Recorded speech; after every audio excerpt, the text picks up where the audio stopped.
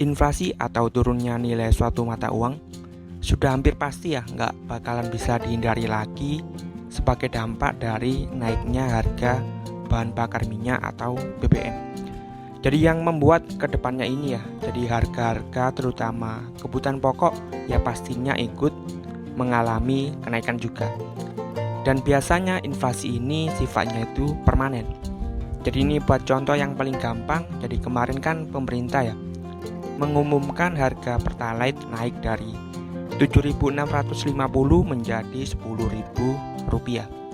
Jadi sebagai dampaknya misalnya ya, jadi harga mangkok bakso, satu mangkok bakso yang sebelumnya itu 7.500 naik jadi 9.000 rupiah.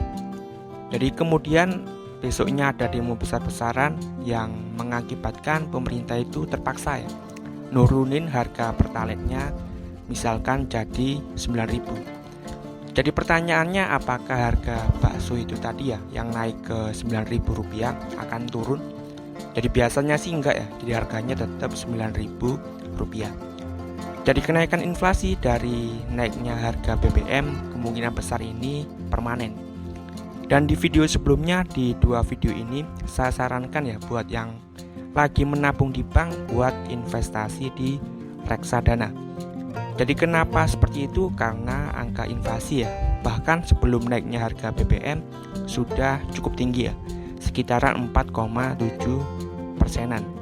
Sedangkan bunga tabungan cuma 0,35 sampai 0,7% satu tahun. Bunga deposito bank 1,9 sampai 3%. Tetapi di reksadana kita bisa dapat untung ya sekitaran 4% di reksadana pasar uang dan 5-7% di reksadana obligasi. Jadi saya pribadi juga sudah investasi dengan modal sekitaran 16 jutaan ya di reksadana, dan mayoritas di reksadana obligasi sebesar 72%. Jadi untuk setiap produk beda-beda, ada yang untung 4,8% sampai yang paling tinggi di reksadana saham ya untung sekitaran 30%-an.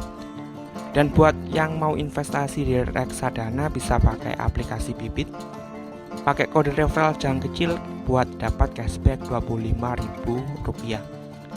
Dan di dua video tadi ya juga saya sudah jelaskan ya kelebihan-kelebihan dari reksadana. Jadi kenapa bisa dibilang aman dan reksadana ini cocok untuk pemula. Buat link videonya kalian bisa lihat ya di pin komen di bawah. Dan di video kali ini saya akan bahas salah satu resiko ya dari investasi di reksadana ini. Jadi cukup penting buat mungkin yang masih baru investasi di reksadana untuk proses pencairan ya. Jadi kan kita beli reksadana, kemudian kan pastinya dijual ya buat untungnya.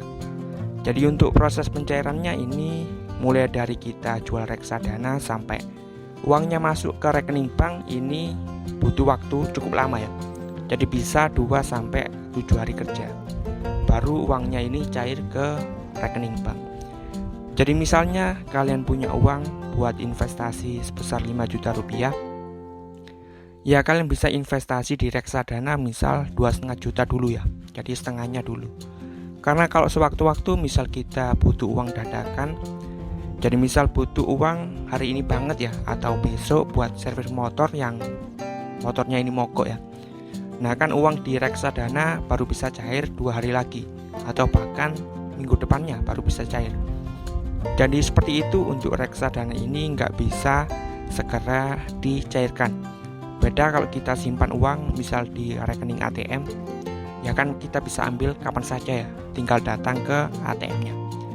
Jadi saya dulu pernah juga ya jelaskan di video ini, kalian bisa klik di kanan atas buat lihat videonya. Jadi mulai dari cara jual reksadana sampai berapa lama proses uangnya ini masuk ke rekening bank kita.